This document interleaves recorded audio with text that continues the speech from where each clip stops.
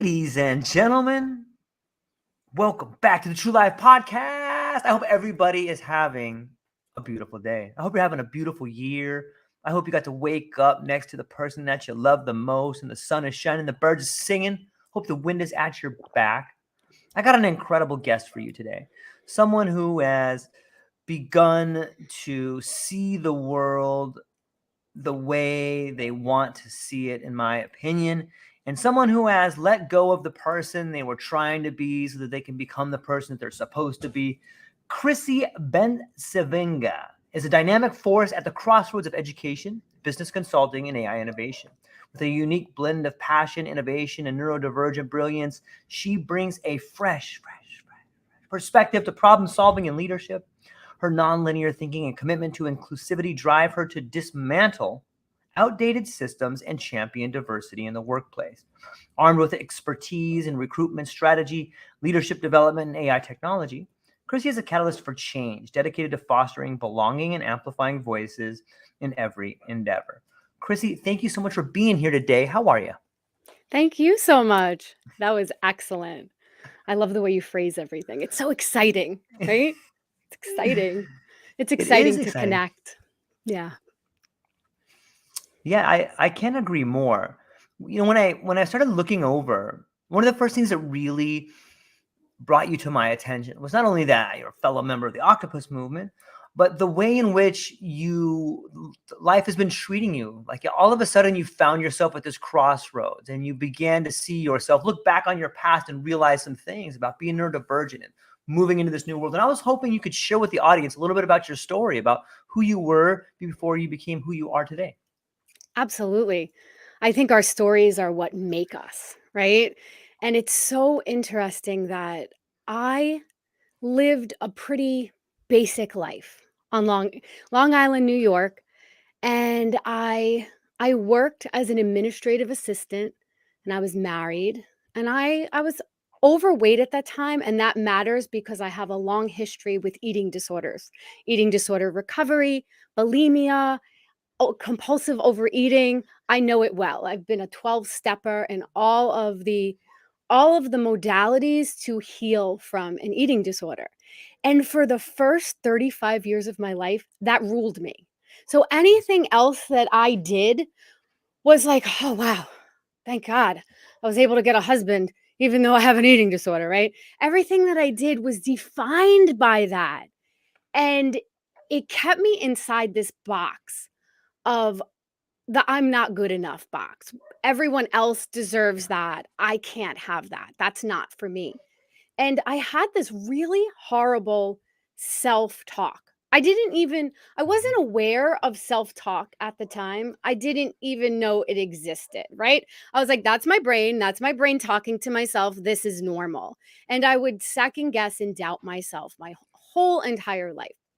So growing up with an eating disorder comes along with certain sets of challenges when you try to date and you try to get a job or you try to do anything Yeah. because you feel like you have this big secret, right? And at points in my life, I ballooned up to 250 pounds. So it's not that much of a secret that I have an issue with, just it was very, it, I found out later that I was pre-diabetic and that I Mhm. shouldn't have been eating carbohydrates. But having that as my identity as a young preteen and a performer, I was a singer.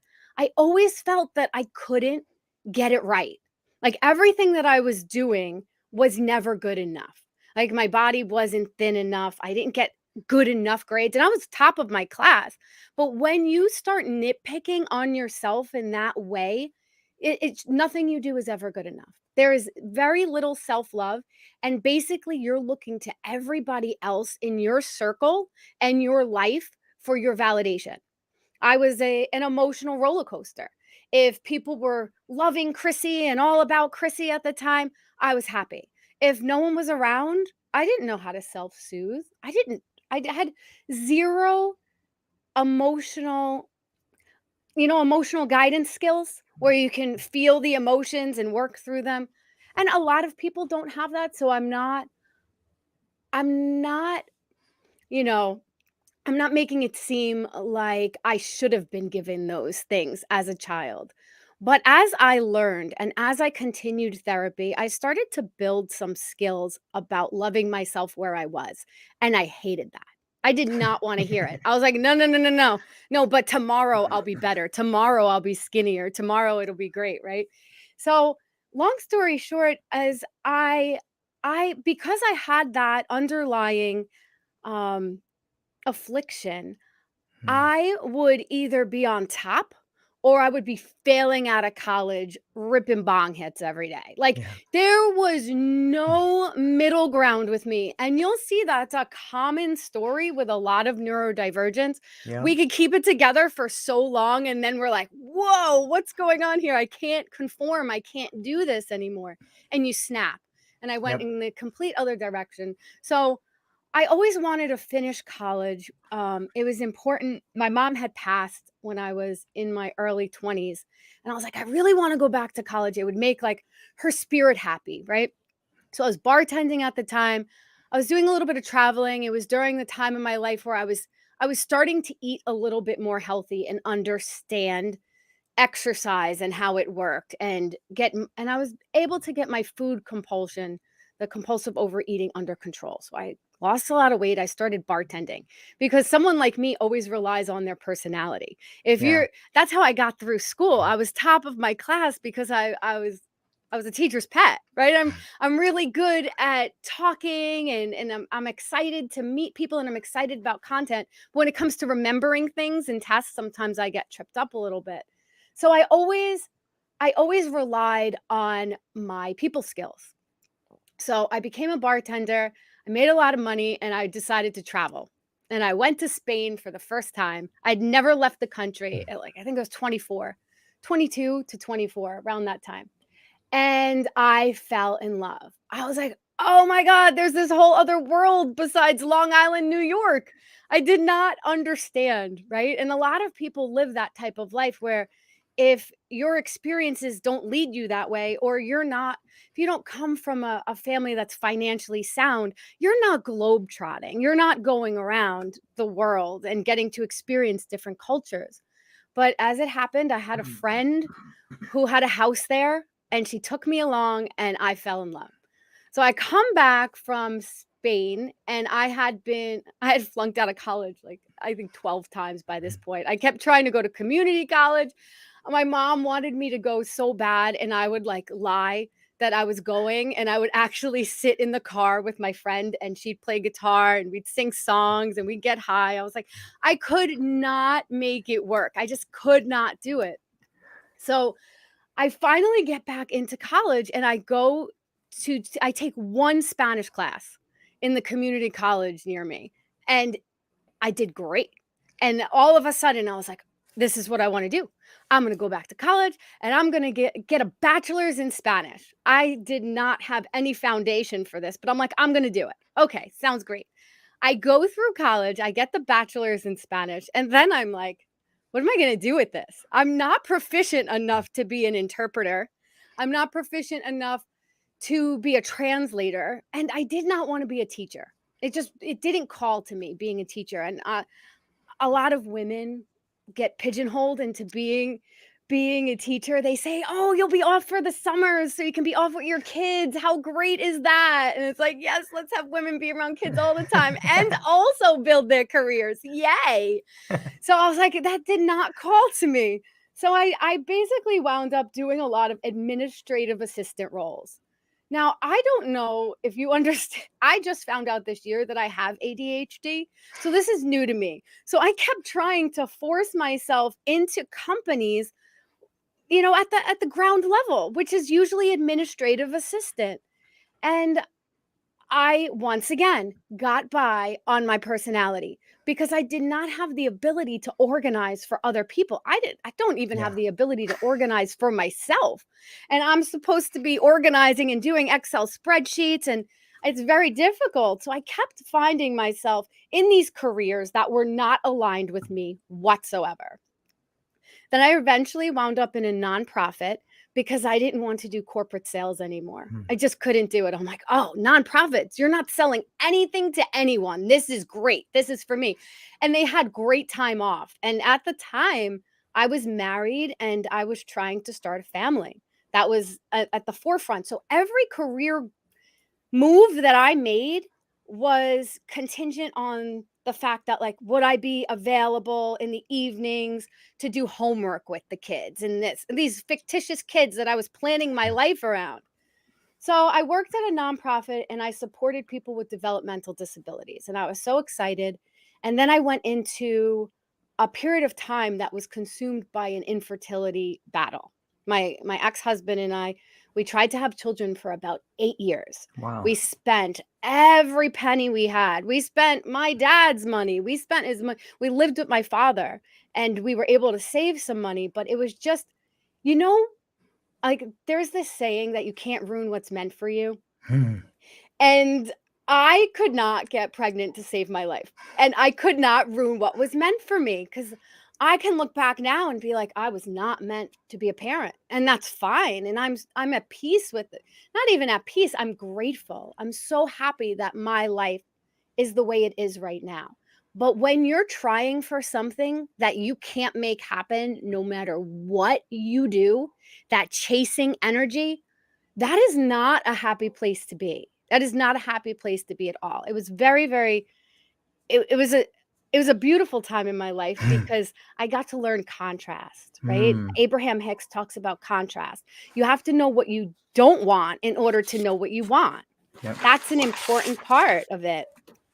So I worked for probably almost 10 years at the nonprofit, and I decided at this point, I had lost a lot of weight. I was singing out again. I felt really good about myself. And I told my ex-husband, I do not want to try to have children anymore. I don't want to even go down that road. I can't put my body through it. I can't do it anymore. And then I decided to go back to school for a master's in human resource management, which is, we'll get to that in a little bit. Because that was going to be me breaking through the glass ceiling, right? I'm gonna more data entry. What was I thinking? I don't know. I just wanted to I wanted to help companies really focus on their culture, because I had been a worker from, I would say, just right below middle management. I had been a worker in organizations and corporations for about 15 years now, and I knew how I felt. And I knew that I could help in that area because I could connect with people. So I was like, human resources is it. In that time, I did separate from my husband. I went back to school. And then a few weeks later, we entered a pandemic.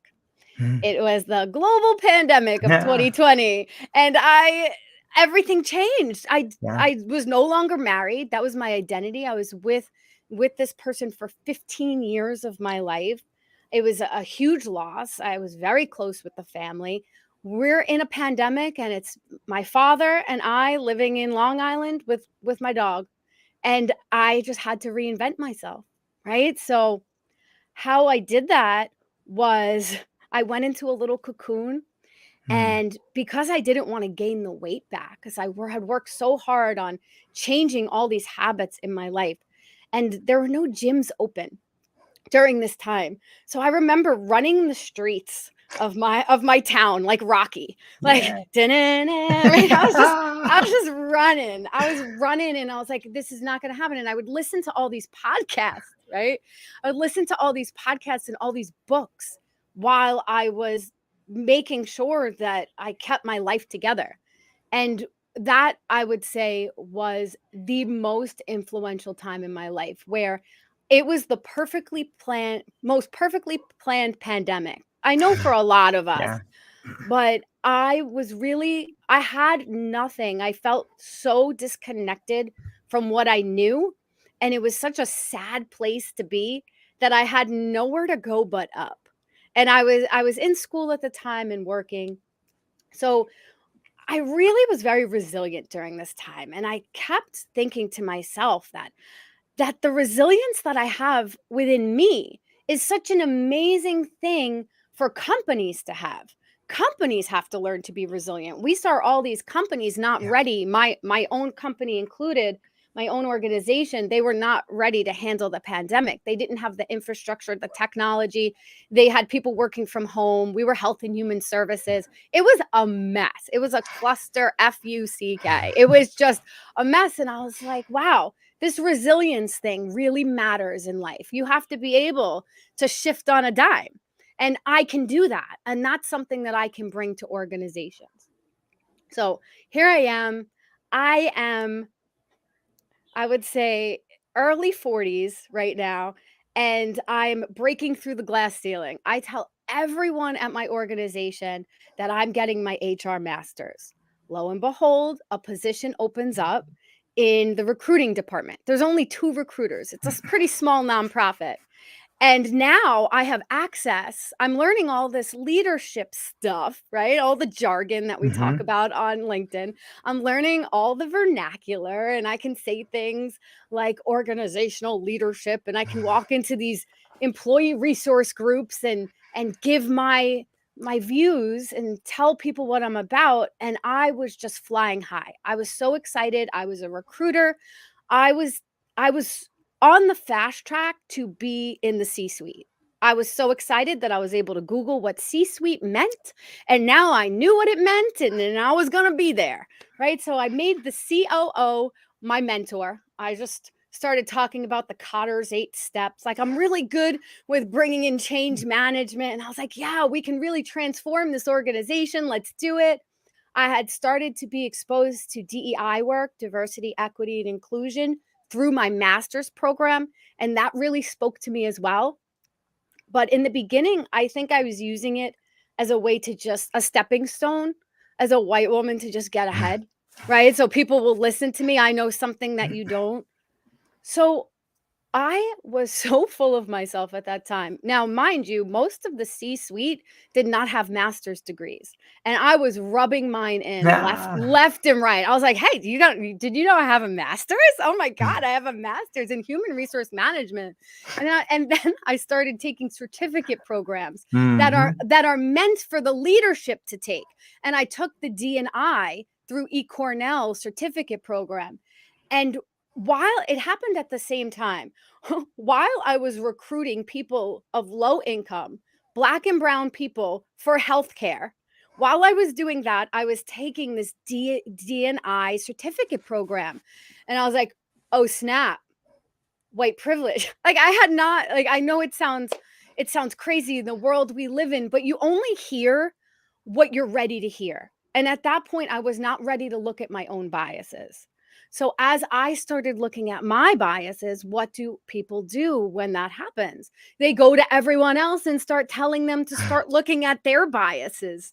And they start buying books for all the leadership. I think a week before I was fired, I handed the CEO a book called White Fragility. I think it's so funny. It's by Robin DiAngelo, and it's why white people don't like to talk about racism, basically. And I was going hard. I was like, wow, we need to revolutionize this place. We're so inequitable. Look, do we wait for attrition? Like, what happens here, right? I'm the new kid on the block, mind you. And I'm like, what are we going to do? We need a DEI program. Guess who has a certificate now, right? I was so obnoxious. I really, really was. So a week later, and I do stand by all of this, but the spiritual journey really got me to understand that things are the way they are for a reason, right? Without judgment. And I was at a very, very judgy stage of my evolution. So I was judging the leadership teams. I was judging everything. I'm like, why can't we do this? Why can't you let me do this? You want me to be an executive, right? Like, I was just, this is the worst part. I would openly say, I'm a female in her 40s who doesn't have children. I have the time and wisdom to spend on this. Do you know how many female friends I've made? 0 at that point, right? Imagine that. These poor women trying to juggle family life and their careers. And I'm coming around like, oh yeah, I have, I still basically live life like a 25-year-old male bachelor. That's how I live my life now. And I love doing that. But it is when you come to a place and you're rubbing it in people's faces, it didn't serve me very well. Long story short, I was actually flexing my time and inappropriately because I couldn't get all of my data entry work done. And I wanted to be the CEO during the day and not recruit people, that I had to take my work home with me and do the background checks and do the data entry at home. And I was flexing my schedule and I thought I was acting like an executive. I'm like, but you guys do this. You don't punch in. Why do I have to punch in? Right. I'm a recruiter. I have to work around the clock. I'm constantly texting people. Basically, it came out that I was flexing my time and it wasn't approved. It was approved during the pandemic, but I kind of like kept up with it. And it behooved me to be able to work whenever I wanted to, because now that I know that I have ADHD, I understand that I have to work when I'm inspired, not on the 9 to 5 schedule. Right? That's why a lot of people with neurodivergence eventually become their own business owners, or learning disabilities. Like I have dyscalculia, the dyslexia of math. Mhm. So all of this was discovered this year because I was fired and I had time. I had unemployment and I had free healthcare now. And I had all this time to look into what was going on with me. And it was amazing. So it was the biggest blessing in disguise. I thought the pandemic was good. My firing was amazing. But it wasn't until I meditated for months straight to find my purpose Hmm. that I woke up one day and I had been avoiding everything AI. I really had. I was like, I just got a master's in HR, and you're telling me we're not even going to have jobs in HR, or the majority of jobs in HR in about 5 years, maybe even sooner. I couldn't wrap my head around that. I'm like, what am I going to do besides sing, which is great. I'm a professional singer. I love it. But I, I I want to do everything. I want both. I want both. I want the career and I want the singing, right? Right. So so Wait, let I me pause you real fast yeah, because I want us to stop for a please. minute and talk about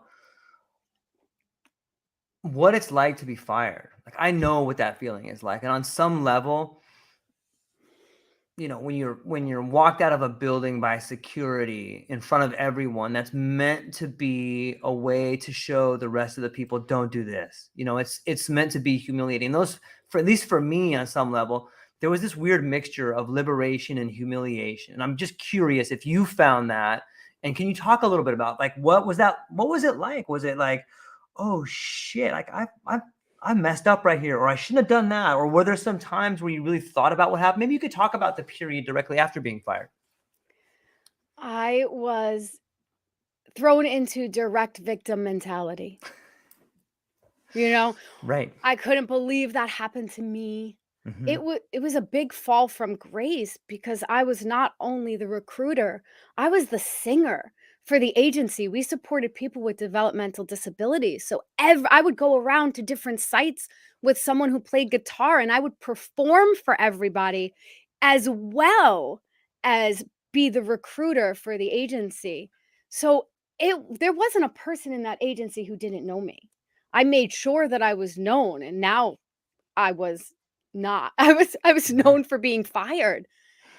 And it bruised my ego in such a way that I'm so happy that it happened to me, because I can laugh about it now. Mm-hmm. And I know that I never want to get into a situation where I go around.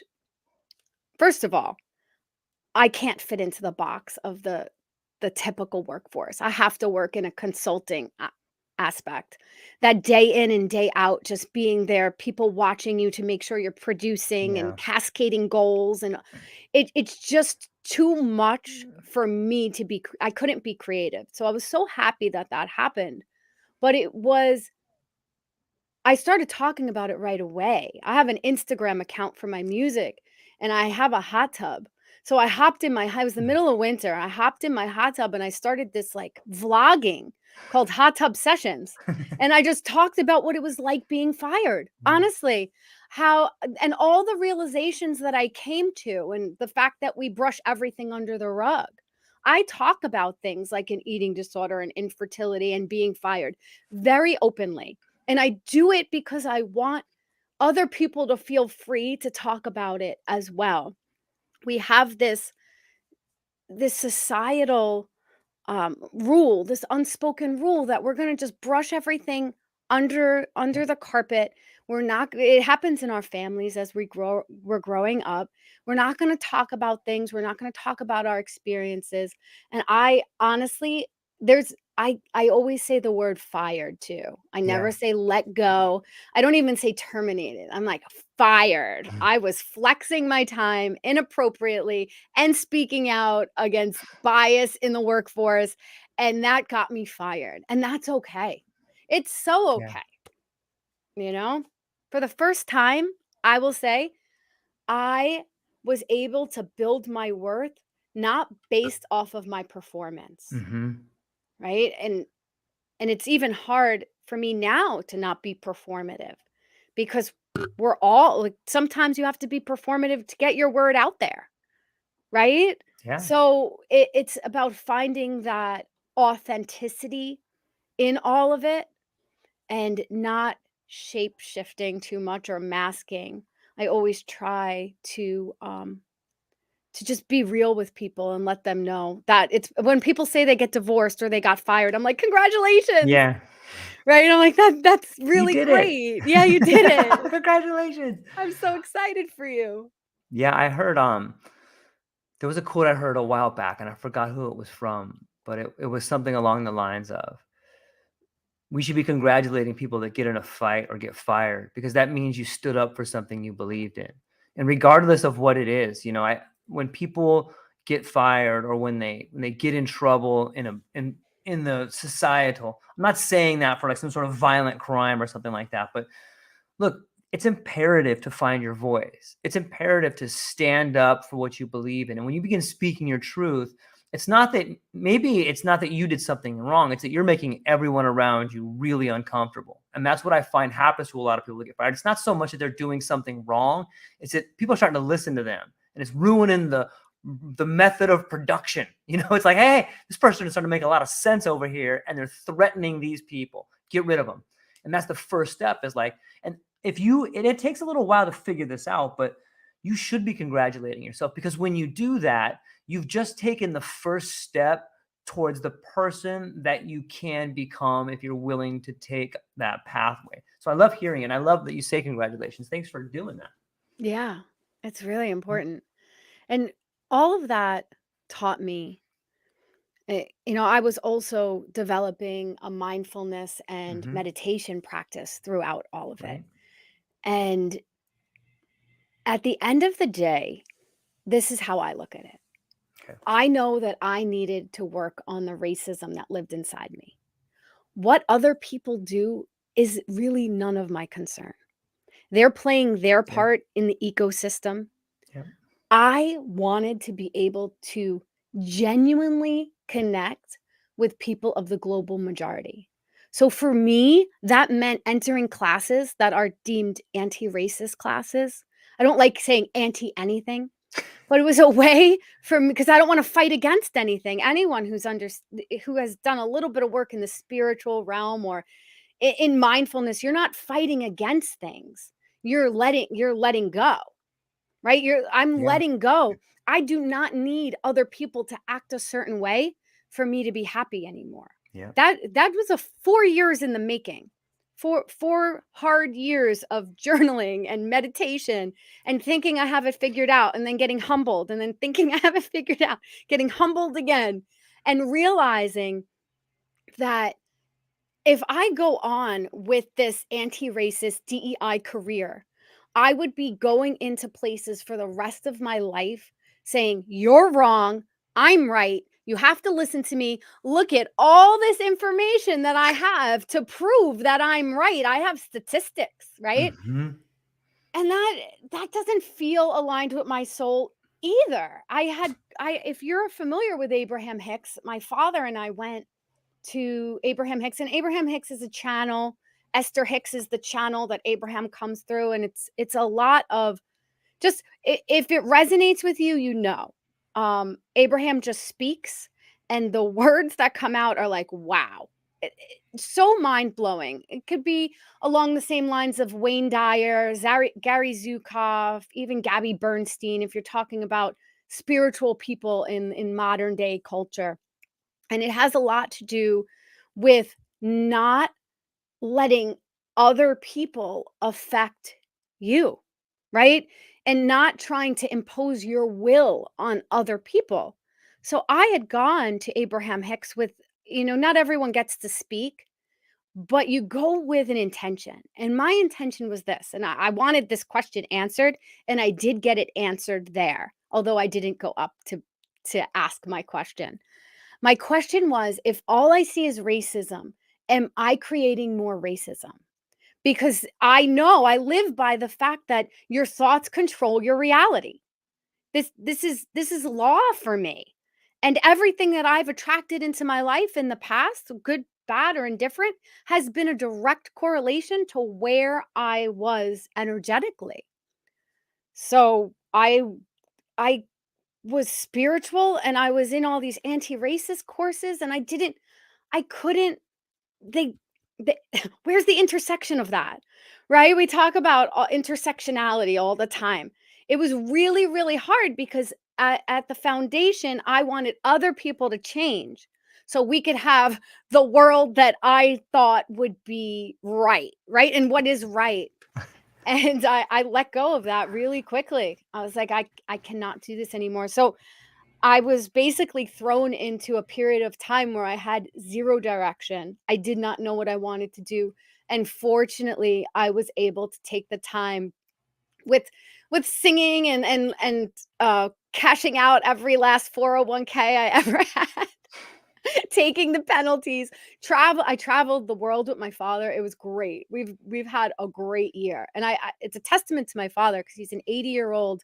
Wow. I do want to talk about my father because he's an 80-year-old Vietnam veteran who worked on Wall Street for 38 years, retired after my mom passed almost 20 years ago, and harbored a lot of PTSD, a lot. But he was good. He was a good masker. And it wasn't until I took up spirituality that he did too, and he started meditating. And we are an amazing father-daughter duo now. We are meditating all day long. We're manifesting. We're living in our abundance. He even did the I call it liberation work, like the anti-racist work. And he was reading Martin Luther King, and he was like, "Did you know this, Chris?" It was such a beautiful thing. The man was born in 1944, raised in Brooklyn, and he can turn around and be like, "Wow, we are really racist." And he's like, like, and not overtly, but like it lived inside us. And to see him go through that transformation with me, he's like my ride or die, right? My father is my rock, and we are taking on the world together. So I mention that because I get to live. I have so much gratitude. I get to live in this house that was paid off in 1990 something, and I don't have a lot of overhead. So I have a lot of time to figure out what I'm doing. And I finally did. I teach AI in libraries. That's where I've landed, and it is fantastic. I love it. I think that your story and so many people's stories are a story of liberation, whether it's liberating from some limiting ideas that you've had in your life. Maybe it's not, and they're not even, I've found that a lot of the ideas that we have are not even our ideas. They're just conditioned into us at an early age. Like there's these wedges of division that are pushed down between us to stop people from actually doing what they want to do and becoming obedient workers. And however people can find a way to liberate themselves from being an obedient worker to being someone who is self-actualizing, whether you are finding something you're passionate about and giving back to the community like that, it's so, and there's never been a better time than right now. Like you can look around and see the old paradigm crashing like a wave on a beach. But what happens when that wave crashes? All of a sudden there's a moment of calm and you can get out into the water. Like, it's happening right now for everybody. And if you're willing to take a chance, if you're willing to believe in yourself, or look at your family and see them as a mirror of yourself or an echo of yourself, and be like, look, here's what my family did. This is the road I'm going to go down unless I start taking these other steps. And it's amazing the kind of changes that happen when you start taking those steps and influencing people. How did you get to this AI? Like, some people look at AI and they're like, oh man, I've been a truck driver for this long, or I've been in HR for this long. Like, was it daunting to get into there, or did you feel that AI kind of called to you and it was sort of like a dance and a relationship in which you bobbed and weaved and kind of had a romantic relationship with on some level?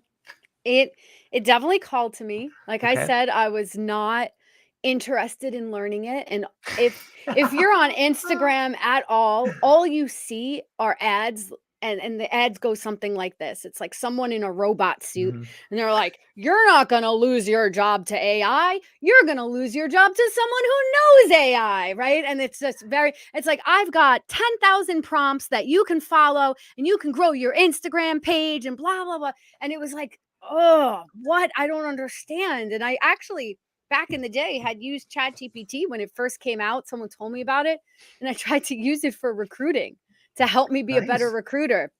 And then I got fired, and I was like, nope. No, I didn't even go back to it. So what happened was, I had started listening to a podcast. It's called Everyday AI. Jordan Mhm. Wilson. He's on Mm. LinkedIn. He is such an amazing resource. I started listening every day, and you have to, in the beginning, you have to fake it till you make it. You have to just start listening, even though you don't understand the language that they're speaking. You Right. just start, right? And I started with Everyday AI, and I also started with a course by bot builders. They power pro. I can't even explain. They have a million names, like, but they were able to, with this course, and this was a paid course, and it was video modules. I need video and audio to learn, Mhm. so it was video modules all about what generative AI is. It breaks it down to the most basic of concepts. We're talking text to text, text to image, text to video. And then what I started doing was I started buying apps that would put it on my phone, because at that point I didn't realize ChatGPT didn't have an app, because I had heard a couple months earlier that they didn't, but now they did. So I bought a couple of apps that were large language models, but I was like, "Are you Chat GPT?" I'm asking these models. I'm like, "Who are you? Why are you helping me?" But I was able to write all my content.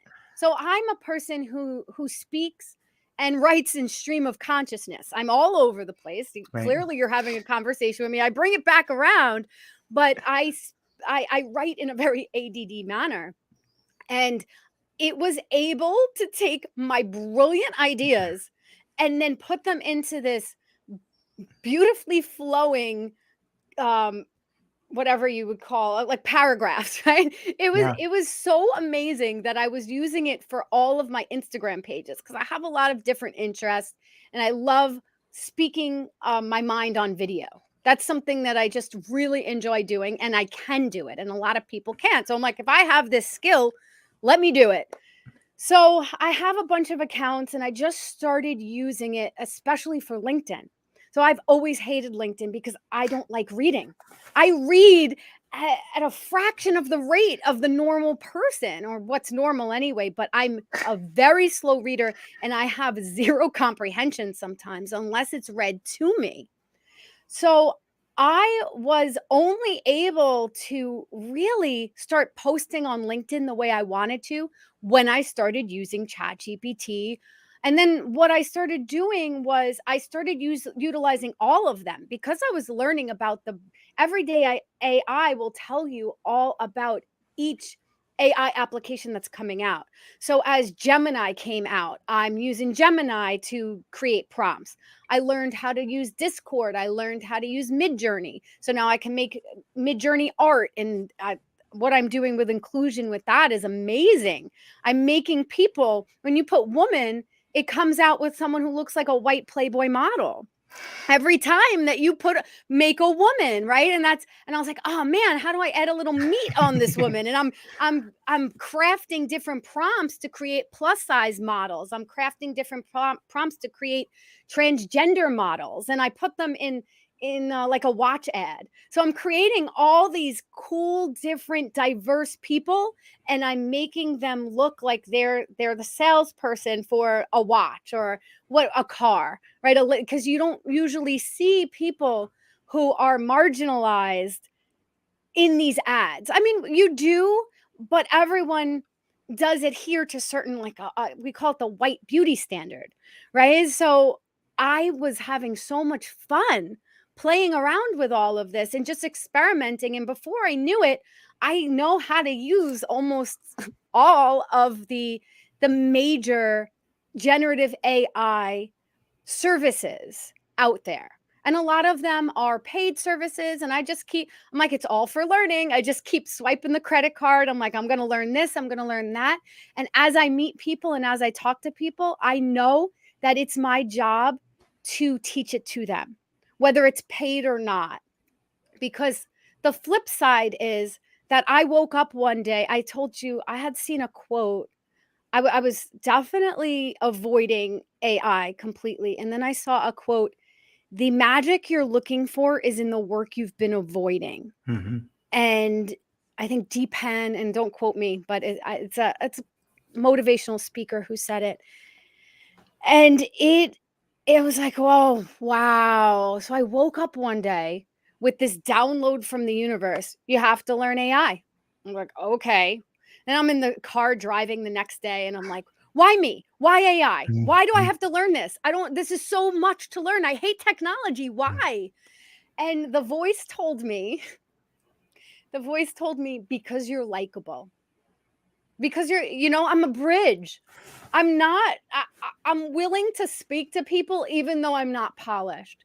Even though I'm going to go off on tangents.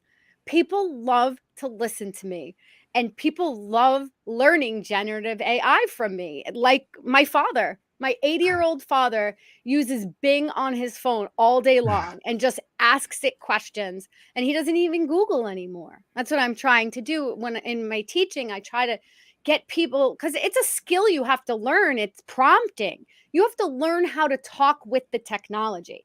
I might not be super techie, but communication is my jam. So in the future, what we're going to need are people who really know how to get the output by asking questions, by delving further. And I can teach that to people I can break it down into a more simplistic way so they're not so overwhelmed by what it means. And I think that's very important right now, because people are going to need some information so they're not as scared. I'm not scared of anything. I've been through so much in my life. I feel that Terrence McKenna, right? When you jump, you're jumping into the feather bed, or when you're thrown off the cliff, so each time that I've jumped, it really has been a feather bed, jumped or pushed, right? And I understand that about myself, but a lot of people are not connected with their source in that way. And they have a lot of fear about what's really going to happen. You had mentioned we can see it breaking down around us and before us. There are so many people who cannot see that. You and I can see it. We can see it in the octopus movement. There are a lot of people who do not see that right now. And that became very apparent when I do my networking for HR. I still do all my networking. I go into Manhattan. I'm going on an HR cruise next week. I hobnob with all of the executives in HR, and I can tell you 100% they do not have their finger on the pulse of what's about to happen. And that's okay, but I'm here to kind of help them. You talk about fitting in the box, right? And they just want people to work for them that can just do the tasks. And a lot of people want to just be told what to do. But here's the problem. Those jobs are going to become few and far between. Yeah. Right? So there's going to be so many changes. how can we help people? I see this as an opportunity. Yeah. Okay, we're burning it. I was like, burn down the workforce, burn it down. It's happening. I want to be there for the rebuild. Yeah. And it wasn't very equitable before, but now everybody's got a cell phone, and I can go into a lower income area in Long Island and teach a class with just a cell phone and teach them how to use generative AI to answer business questions. If you want to start that t-shirt company you always thought about, or there's e-commerce, or maybe you think about drop shipping. There's all these ways using online tech, the social media and all the things that are coming up. You're able to start your own business, and you don't have to fit into that mold anymore. You're seeing it more and more, and you're seeing it amongst diverse groups of people. And I gravitate towards people like Black creators. That's who I want to learn from. That's where that's my blind spot, right? As a white bodied person in this world, it behooves me to partner and learn from people who are different from me. And that's where the DEI comes in to everything. So I have this whole big mission and vision, and how it's going to pan out, besides me doing courses in libraries, I'm not exactly sure, but I'm excited to find out. Yeah, I think that AI is like the great leveler, regardless of what color you are, or race you are, or religion you are, or what socioeconomic background you're from. AI provides you a tool that's like having your own think tank. And the fact that you can think different is what's going to be the catalyst to propel you into a world that is different. And it's very liberating to think that now the people that see the world differently, be it the way they were raised, or be it the way however they see the world, like they can now bring that vision to life. And it's going to make the world much more colorful. It's going to make the world much more interesting, and it's going to make the world better. The fact that everybody can play now is like and there's tons of people that are going to need help adjusting, because not only are we adjusting the people that can make it to the top, but we are adjusting identity. And you've been through identity and understand an identity crisis when you are taken away from this world of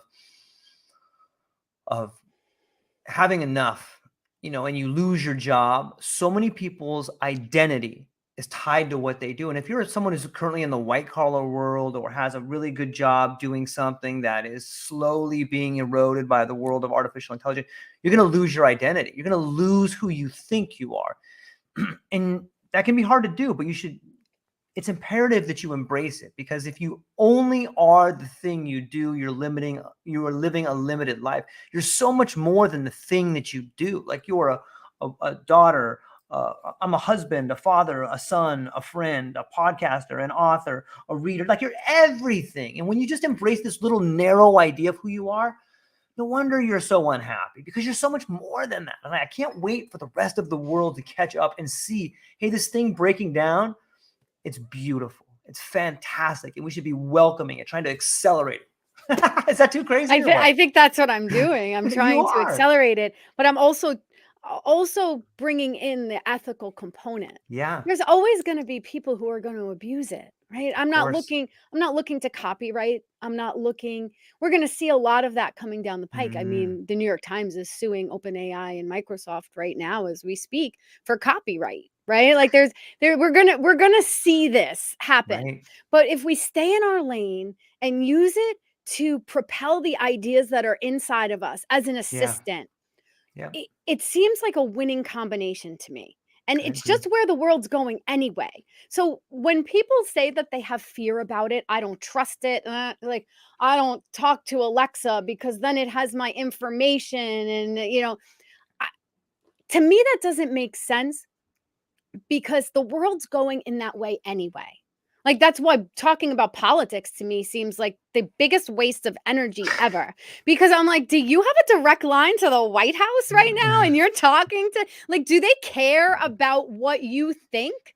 I think it's very funny because people will talk and talk, and myself included. I was there, right? I was getting involved in all sorts of politics with the stand, the stance I took, with my organizational career. But at the end of the day, the system is gonna system. It's gonna do its thing. And I don't want to judge the system anymore. Right. And I've learned to accept the system and know that they're all playing their part. So they're fulfilling their sole purpose. What about me? Am I fulfilling my sole purpose? Am I focusing so much on them that it's keeping me from my soul's purpose? And that's, to me, that would be the biggest disservice to myself and my higher self, or whatever source you want to bring into it. And for me, it's important that I stay in my lane, and I talk about, why can't I find a company that's inclusive? I'm DEI. And I was so victim mental. I was like, they don't exist. They're the unicorn, right?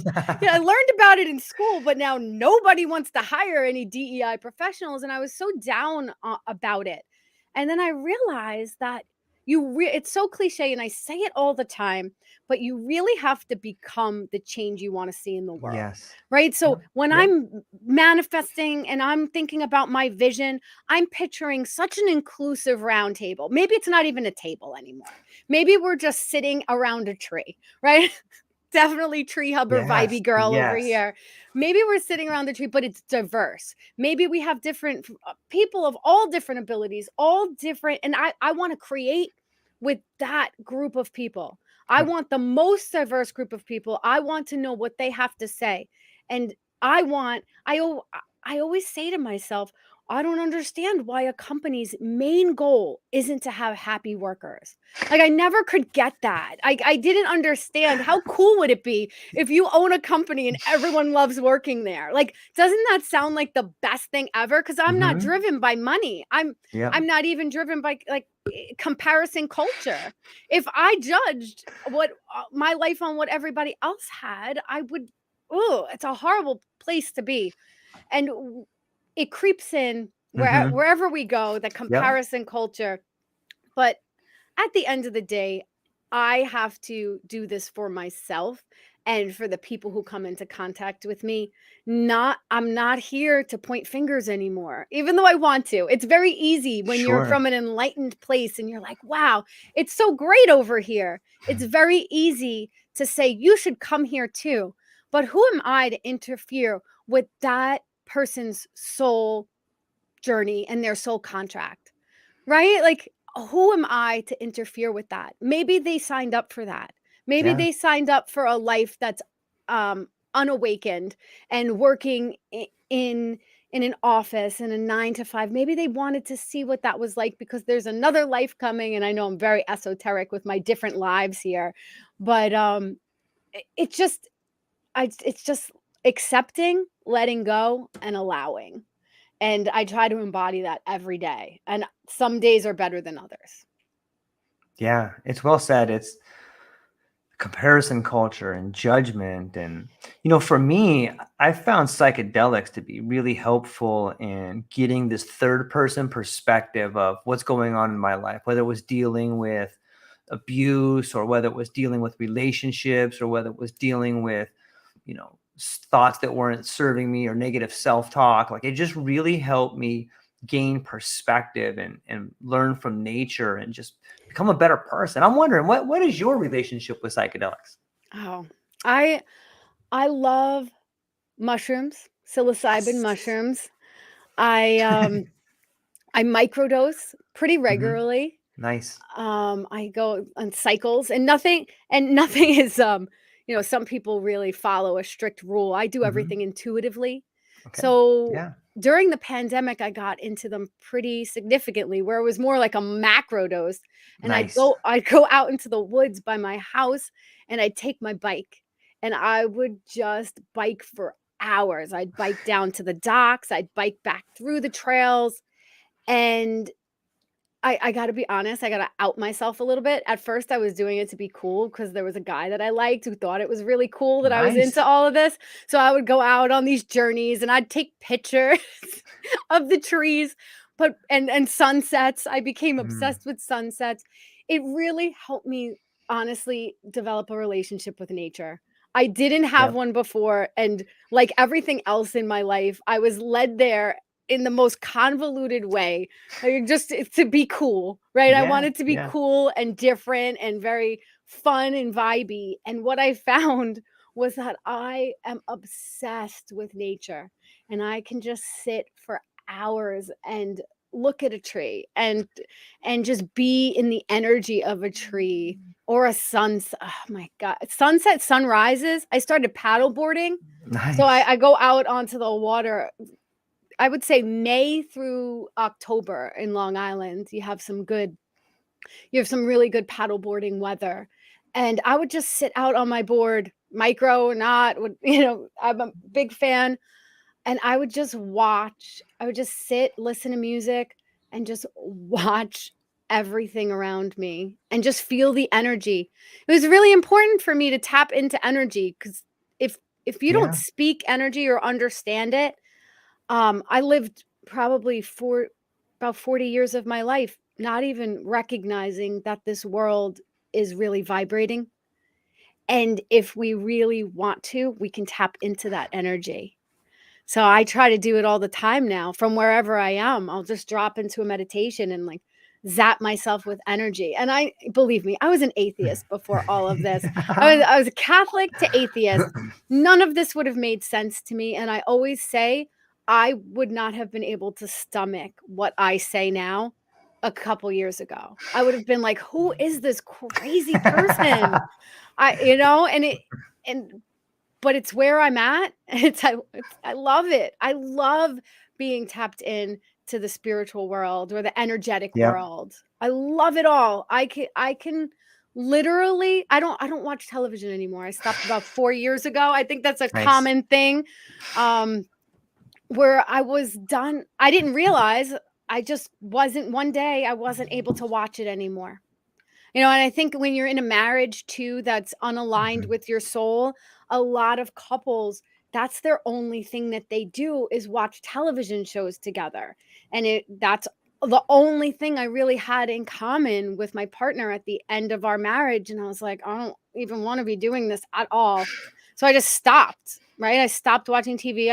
I enrolled in a master's program, and I'm like, I'm done with TV. But it was my way of separating from all those energies that were not serving me. I didn't know that then, but I know it now. So the fact that I don't watch television, I'll just listen to podcasts or listen to books or get out in nature. Some people think that like if I would have told 20-year-old Chrissy that, I would have been like, your life, I would have looked at me and been like, oh my God, that sounds horrible. How do you handle a life like that? It would sound horrible to me to not know what's going on with pop culture. And I don't now, like, Yeah. right? I get it unless somebody tells me. I didn't even know it was the Super Bowl. I got to be honest. Yeah.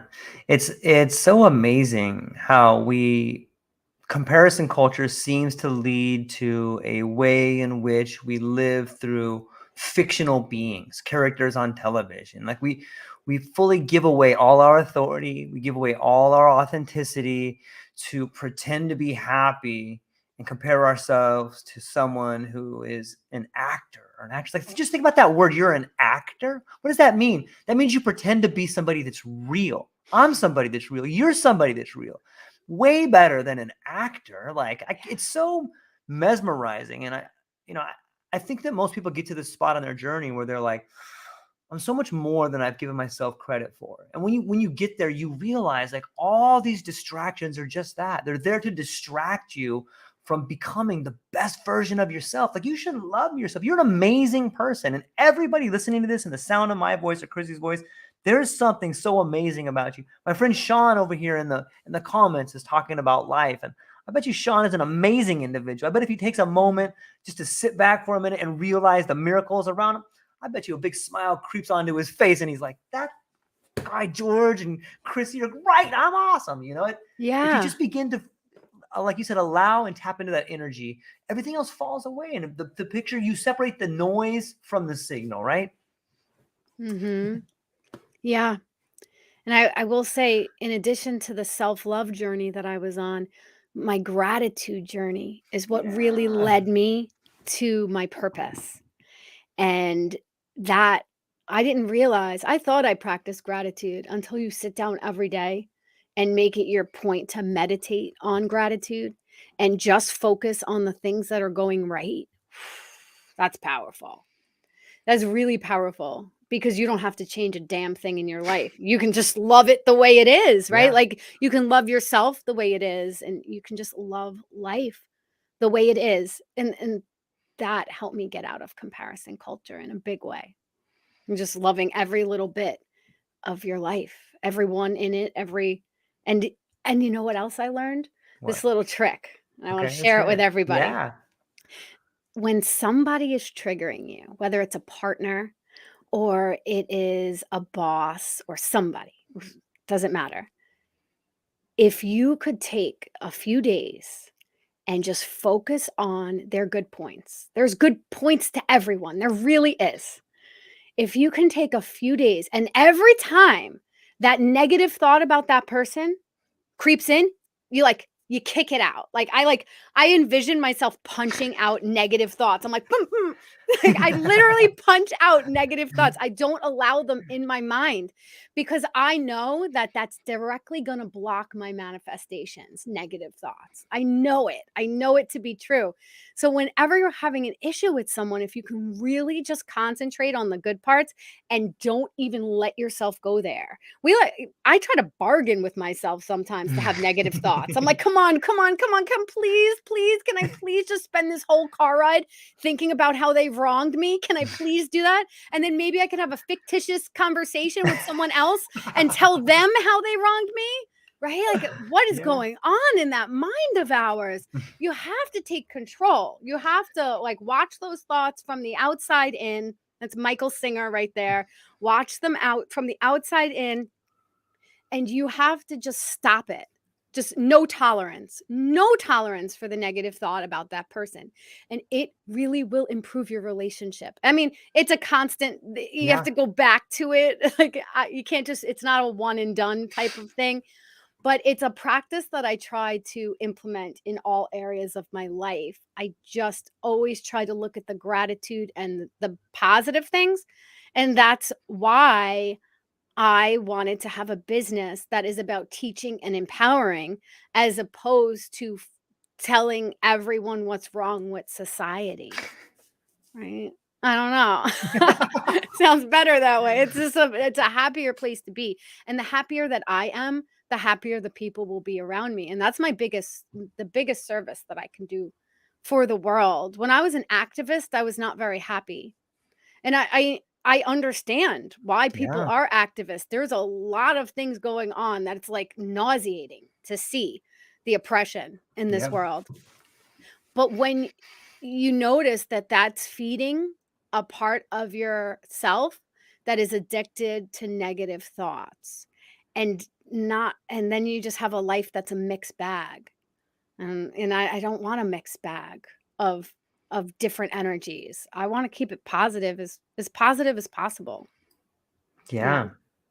It's so well said. And I think there's something that can really be heard in the voice of lived experience. And that's why I think your story is so compelling, is that you're really open and honest. And you talk about this transition from here to here, but not just the transition of it, like the actual thought process of how it was and how it is now.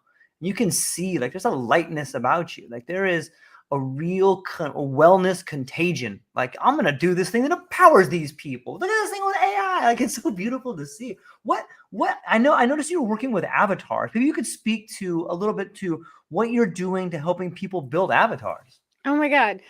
So first of all, building yourself as an avatar is really expensive. And you know how I know that? Because it doesn't give you a price on the website. I've Mm. looked into it, like Synthesio and those things, if I'm pronouncing it Mhm. correctly. You have to set up a consultation.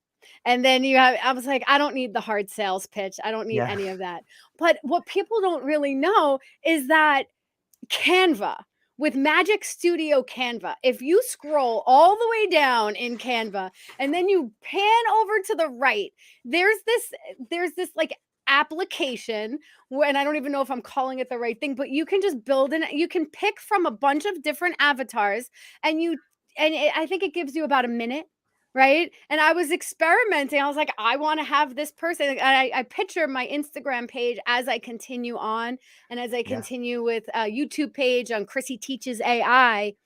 I want to make it fun. So I always want, one thing I always do is I always make sure that everyone knows that I'm either writing with AI or using, obviously it's not me, it's an AI avatar, but it's a capability that Canva has. And people don't realize it because they haven't had the time to play around with Magic Studio. Magic Studio is the AI function of Canva. So it's if you pay for Canva, you have Magic Studio. It's not an additional thing. You just have to take the time and filter through and be like, oh, this is text to this. This is in, and just kind of play with it. So unfortunately, the only way people are going to learn AI is treating it like a playground. Yep. Right? We talk about it like open AI playground where people can experiment with things, and the world doesn't, myself included. I'm always like, well, where's my ROI on this? Right? Like how many people are going to need me to teach them how to and it's very easy, honestly. Everything with AI is pretty easy. It's about knowing where to go for the information. It's about knowing what website to go to. It's why I try all the different websites and all the different services, or as many as I can, or as many as I can afford. It's why I try them and sign up for the free services so I can teach other people. Say somebody's just interested in art, right? And the idea with art is there's two ways to make art. You can make it right in ChatGPT, but the capabilities aren't as good. And not everything that I'm talking about is paid services here. But you can also make it in Midjourney, additionally a paid service. Everything's either between $11 and $21 a month, right? I don't pay for Netflix. I don't pay for any of those subscriptions. What I pay for is AI stuff. So if you're willing to just buy the service and play around with it, there are tutorials on how to, like, Midjourney is such a deterrent to people because you have to get on the Discord server first. So you have to like set up an account. And everyone is so sick of setting up accounts. And I'm here to tell you, you're going to have to be setting up accounts for the rest of your life. It's an account for everything. So just make sure you save your passwords somewhere. Don't be in fear that people are going to get your passwords and someone's out to get you and they're going to get your information. Just act. Just start signing up for these things and play around with it. But if we're talking about the major, there's Midjourney for art, there's DALL-E, which is now it's integrated right into ChatGPT, the paid service. And what I do, which is really fun, is I will have DALL-E make me a picture right in ChatGPT, because they talk about you have to come out with these amazing prompts for this artwork, right? And I don't want to come. I want the shortest. I want the straight line between A and B. I want the beautiful creation, but I don't want to have to put in as much. That's what AI is about. You get all this amazing output, but you don't have to put that much in. So what I do is I go into ChatGPT and I have it make me a picture, and I say something like, create a woman in her mid 40s, plus sized, and I just put all these different things, right? And in front of a sunset, and I use whatever words come to my mind. Like I'm just basically like vomiting into the Chat GPT. And then somehow, some way, it is able to make the picture. But the picture isn't super sophisticated. But additionally, it'll give you a prompt. It'll say, I'll say, can you make me a prompt for Midjourney? Now, once you're up and running on Midjourney, it's not that hard. You just have to practice with it and maybe watch a YouTube tutorial. You take that awesome prompt that you got from ChatGPT or Gemini. Gemini does good prompts too. And you throw that into Midjourney. And now you get this beautiful, ornate image.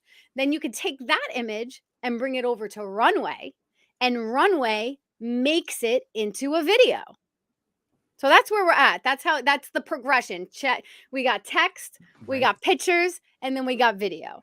Runway will add some waves and movement to that art, right? So once you're there, now you can make an ad campaign for a product.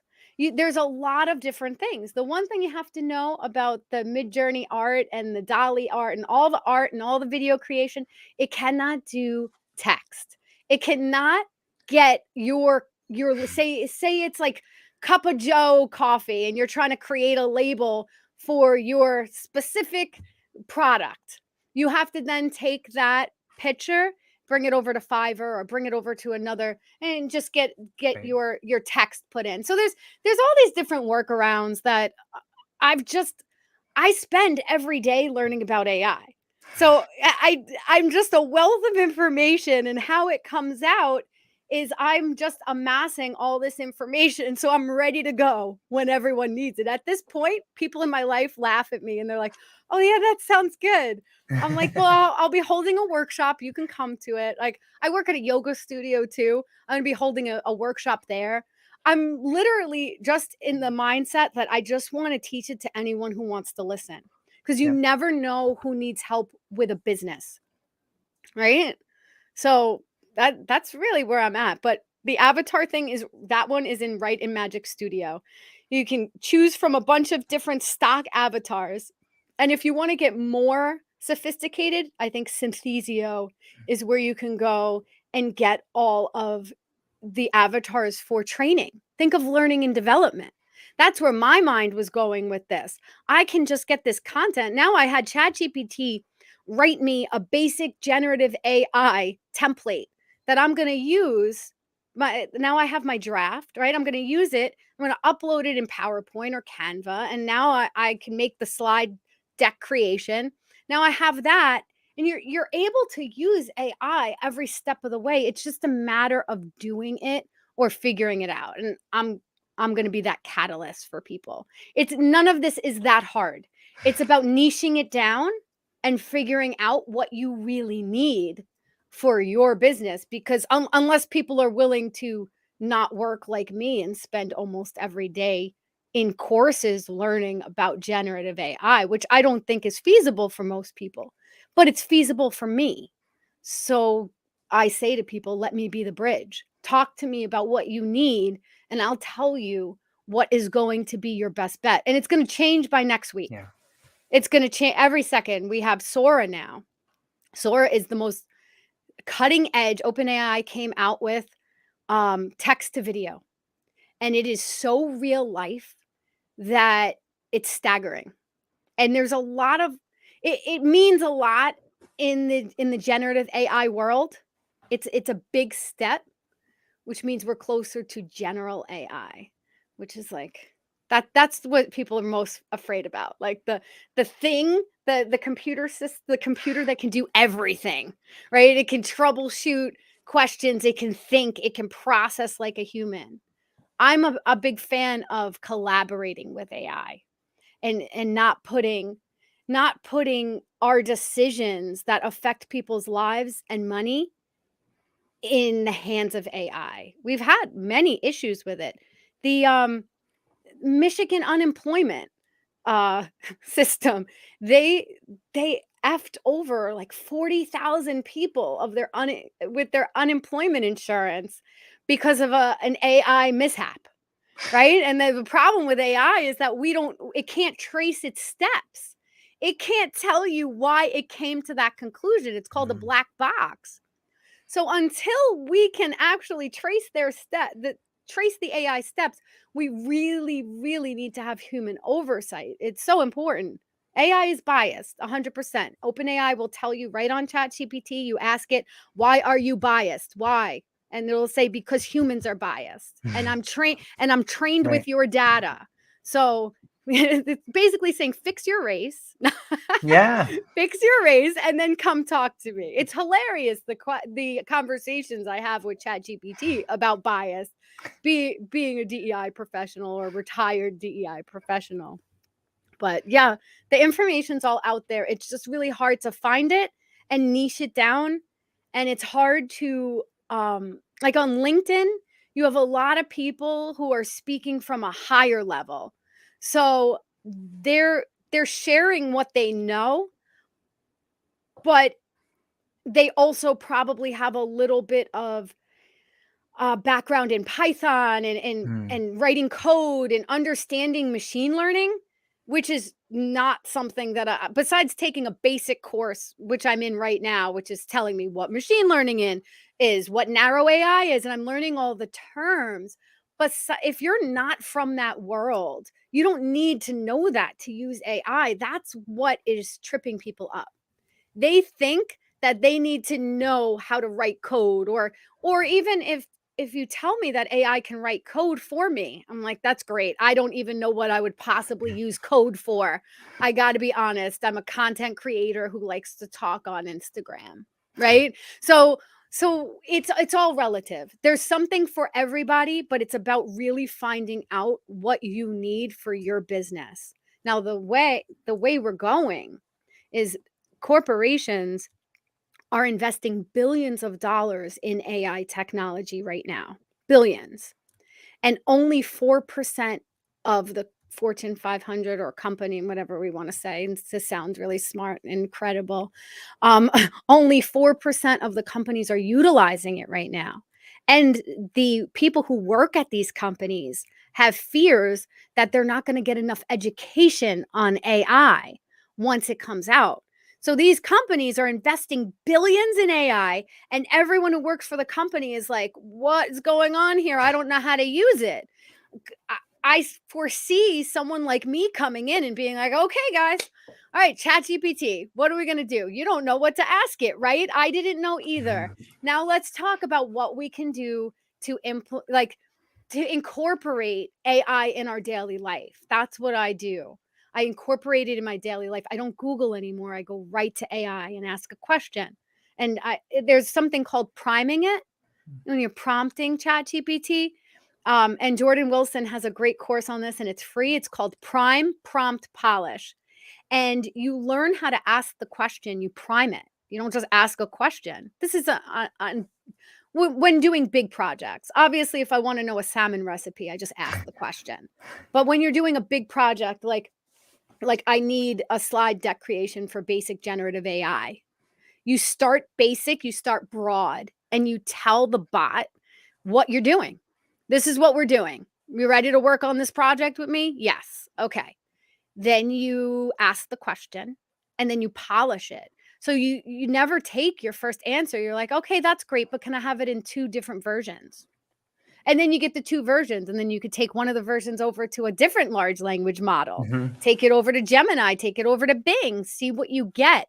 And then you can take all the different information you get and create something from that, or copy and paste it right into ChatGPT and tell it to create it for you. So I'm a big copy and paster. It's really important that as we use this technology that we give the feedback. I let OpenAI know that it is biased when creating women. I put in a picture of myself one time to do a flyer. I said, create an image of a woman based off of this image. I put in a picture of myself of a woman who loves teaching AI and has a passion about it. And it spit out this woman that was like, it was like a Hooters waitress teaching AI. and it's funny and great. And I was lighthearted about it, but I'm like, I did not prompt it with anything I did not lead it in any way to over-sexualize the image that was coming out, but it did it anyway, right? So if you think about it and think about who might program AI and the data that it receives, and that there is a need for more women in AI and programming, STEM, right? So it's just so interesting. It's very, and it changes by the moment. And I think that's what I love about it. To bring everything full circle, Yeah. I'm very resilient and I love being flexible in life. So I understand that I'm going to create a presentation for AI and I'm going to have to change it 3 days later because something new is going to come out. So there's going to be constant updates, wait till AI is on our phones. That's a whole nother situation. 'Cause then it's not being powered the same way. And We're coming into a very interesting time. It's beautiful. There's no other way to view it but beautiful, because it's here. Yeah. We're here. AI is here. We're not going to stop using it. Obviously, if the powers that be are investing billions in it, it's not going away. Right? Yeah, So let's adapt. I agree. I think it's a great spot to leave it right there. It's beautiful. It's here, and let's adapt. Like that. That should be. I should write that down. That's a pretty good. That's pretty good. But before I let you go, Chrissy, first off, I'm super stoked to talk to you. This is really a fun conversation, and I think it's imperative that what has happened to you so far is about to happen to a lot of people. And I think that they can learn a lot from this discussion from people that have lived experience, that can sit down and, hey, who's this girl from New York over here? And they can listen to you and see what happened. They can go on and they can learn it, and they can understand that the first step is the hardest step. But once you take that first step, you gain momentum, and the world belongs to the people who are willing to become the most authentic version of themselves, to embrace who they are and to be happy doing it. And I think you've exemplified that. But before I let you go today, where can people find you? What do you have coming up, and what are you excited about? I'm so excited. In the spring, I'm really rolling it out to libraries in a big way. So obviously, if you're online, you have to come to Long Island and you know get a library card from one of the libraries that I am presenting at. But other than that, honestly, right now, just find me on LinkedIn, Chrissy Bencivenga. Find me on LinkedIn. Reach out. I just set up a Pick My Brain, so I'm going to be Nice. linking that. I'm on Pick My Brain if anyone's on that. I love having conversations about this. And right now, these conversations, all the questions that people have about AI will help me build my business and Yeah. what people need to know. Like, I'll be able to zero in on what content that people want created by the questions. So I just urge people to reach out to me on LinkedIn, Chrissy Bencivanga. And then on Instagram, I'm Chrissy Teaches AI, Chrissy.teaches.ai. It's a new Instagram account. If you want to follow it, I'm fun and quirky and myself on it. And I'm just as ADD as I've been in this conversation. But when a thought comes to me about how important AI is in our daily lives or how I'm utilizing it, I put it right up on a story or I make a reel with it, and I just get the information out as quickly as possible. So there's going to be a lot of ways to watch me that way. So just remember my name. I do everything by Chrissy Bencivenga. It's beautiful. Well, hang on briefly afterwards. I still want to talk to you for a moment. But ladies and gentlemen, go down to the show notes, check out Chrissy, do yourself a favor and start investigating AI. And remember that whatever happens to you is sort of a blessing, and find the beauty in it and stand up for what you believe in. It's worth the fight. You're worth the fight. And the world will reward you if you start taking some risks. And that's all we got for today, ladies and gentlemen. Aloha.